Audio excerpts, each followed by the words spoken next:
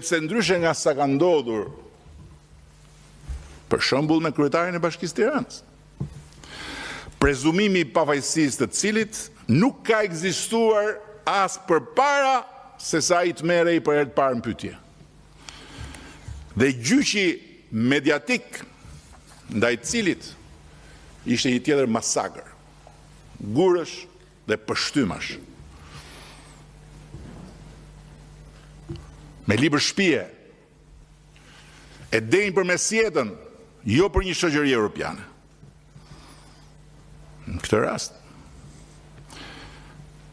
thash fatmirësisht sepse vjen të ne. Na jep ne kushtetuta të drejtën, të gjykojmë mbi dëshirën, nevojën, argumentat e prokurorit për të kërkuar një arrest pa gjyq. Se kjo është ajo që duhet ta kuptojnë të gjithë shqiptarët për të kuptuar pozicionin tonë, pozicionin tim. Arrest pa gjyq. Asgjë më shumë, asgjë më pak. Dhe kështu na e jep kushtetuta mundësinë që as të mos e humbim nga syt, as të mos kemi fuqi ta ndihmojmë viktimën më të madhe e gjermësot të reformës në drejtësi. E dini kush është viktima më e madhe e gjermësot të reformës në drejtësi? Parimi i prezumimit të pafajësisë.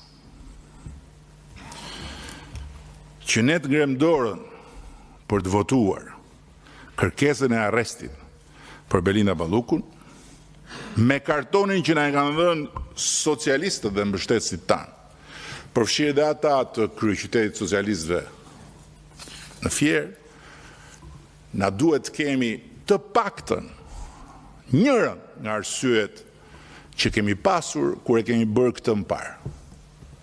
Nuk po them të kemi sken krimi, të kemi kushte flagrance, apo të kemi qoftë një provë bindse për tentativ, arratisje apo prishje të provave,